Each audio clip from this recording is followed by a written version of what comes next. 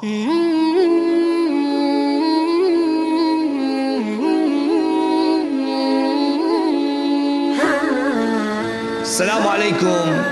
warahmatullahi wabarakatuh. Alhamdulillah, salatu wassalamu ala rasulillah Sayyidina Muhammad ibn Abdillah wa ala alihi wa sahbihi wa mawalah. La haula wa la quwata illa billah. Amma ba'd. Sahabat Al-Burdah, semoga kita semua selalu dijaga dan dilindungi oleh Allah Subhanahu wa ta'ala. Amin ya rabbal alamin.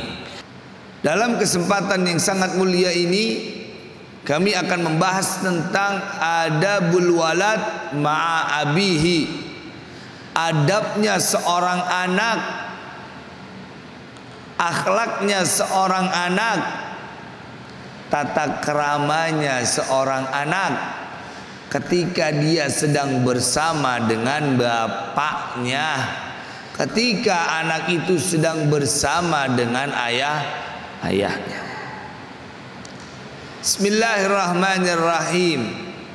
Ayyuhal waladul mahbub, wahai anak yang dicintai, yalzamuka an tata'addab ma'a abika kama tata'addab ma'a ummika. Wajib, harus. Kepada siapa sahabat Al-Burdah? Kepada seorang anak ketika dia lagi sama bapaknya, lagi sama ayahnya. Ya, wajib dan harus apa? Beradab, berakhlak, bertata krama ketika seorang anak lagi bareng sama bapaknya. Begitupun seorang anak harus beradab, harus berakhlak, harus bertata krama ketika dia sedang bersama dengan ibunya. Dan juga seorang anak harus melakukan hal ini ketika dia bersama dengan orang tuanya, bersama dengan ayahnya. Wa antam tasila awamirahu. Seorang anak harus taat sama seluruh perintah orang tuanya. Itu bagian dari adabnya seorang anak kepada orang tua.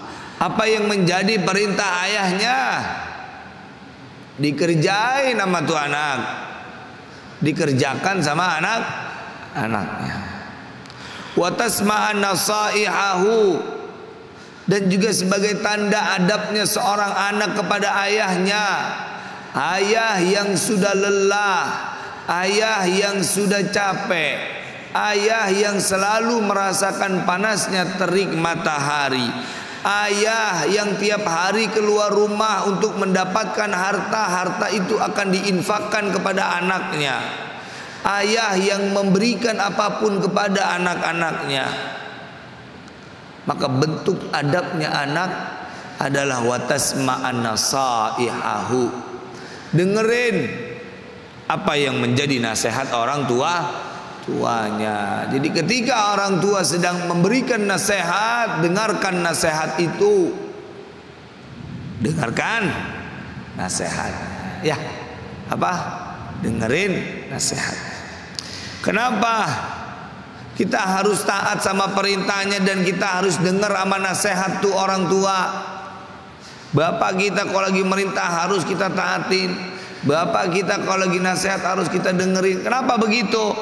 Li'annahu la ya'muruka illa bi syai'in yanfa'uka wa la yanhaka illa an syai'in yadurruka. Karena bapak kita tidak akan memerintah kecuali pada sesuatu yang manfaat. Begitu sahabat Al-Burdah. Kenapa kita harus taat sama bapak? Kenapa kita harus dengar nasihat bapak? Karena yang diperintahkan oleh orang tua pasti itu ada manfaatnya buat anaknya, ada manfaat buat kita ini sebagai anaknya. Begitu. Dan begitu pun orang tua ketika dia memerintahkan anaknya, menasehati anaknya, tidak mungkin dia melarang sesuatu kecuali di situ ada bahayanya. Begitu itu orang tua. Makanya kita harus taat sama perintahnya. Kita harus dengar nasihatnya, karena apa yang menjadi perintahnya itu pasti ada manfaat di dalamnya, dan apa yang menjadi larangan baginya pasti ada bahaya di dalamnya. Itu sahabat Al-Burdah. Bisa dipahami ini ya. Kita harus praktekin ini, ilmu ini. Orang tua lagi ngomong, kita dengerin. Orang tua merintah, kita kerjain. Kenapa? Karena tadi alasannya.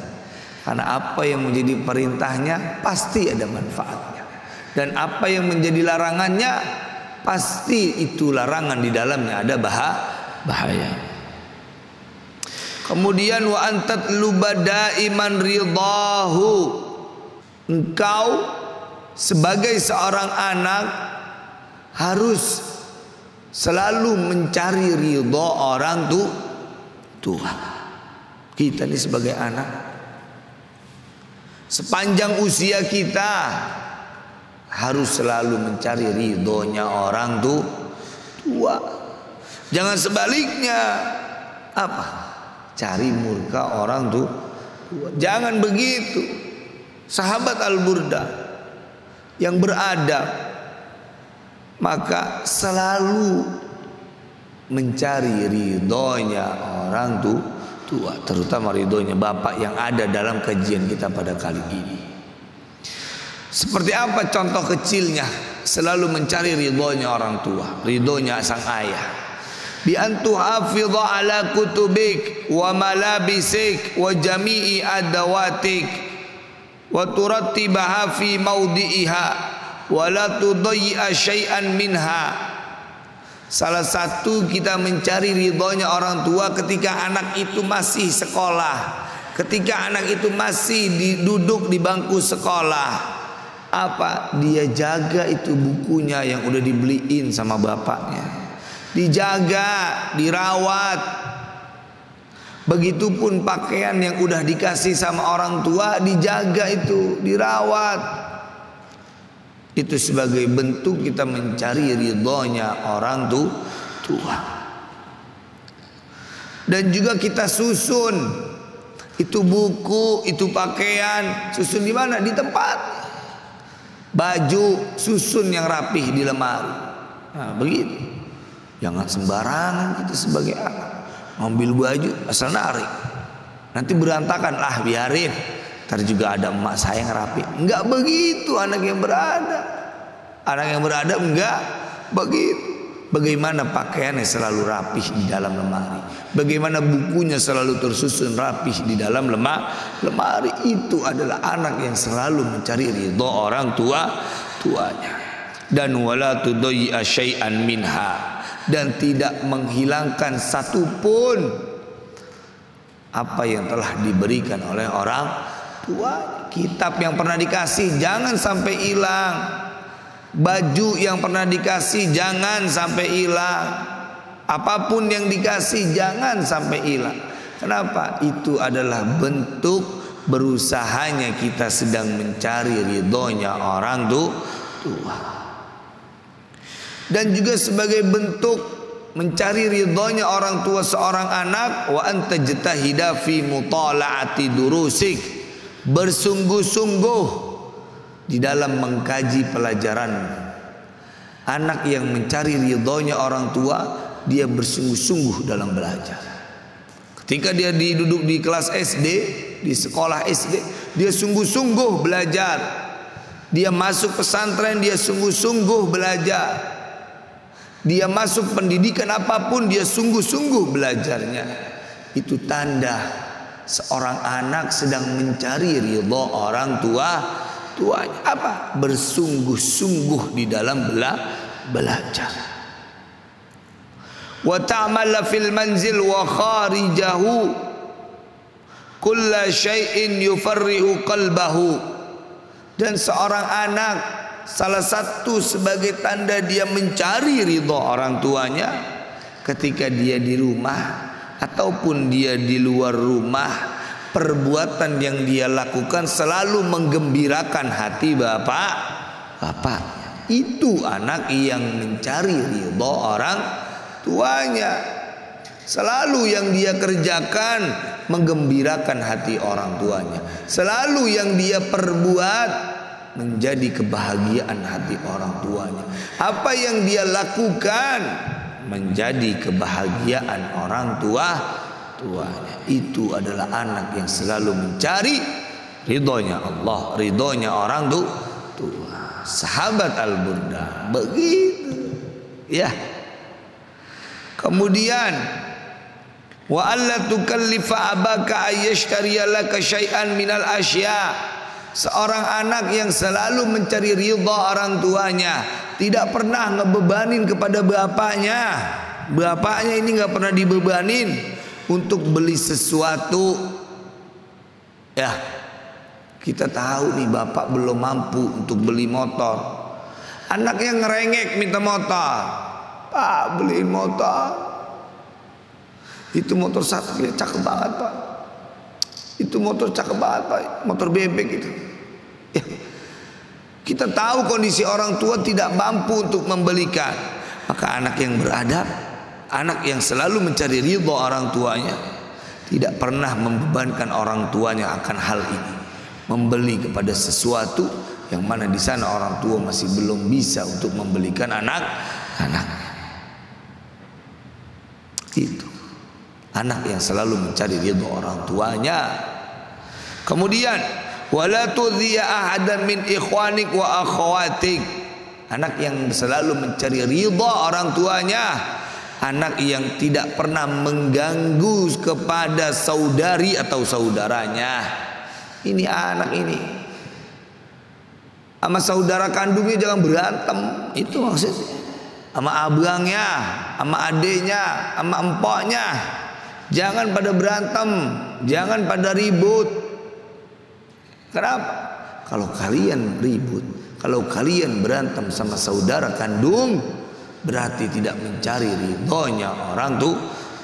Bukti kita mencari ridhonya orang tua, kita akur dengan saudara, kita akur dengan abang kita, kita akur sama adik kita akur sama empok-empok kita. Fa idza ardaita walidayka radiya anka rabbuk. Maka kalau orang kita mencari keridhaan orang tua, kemudian orang tua ridha sama kita, ya, orang tua ridha sama kita, maka apa? Radiya anka rabbuk. Maka Tuhanmu pun juga ikut ridha.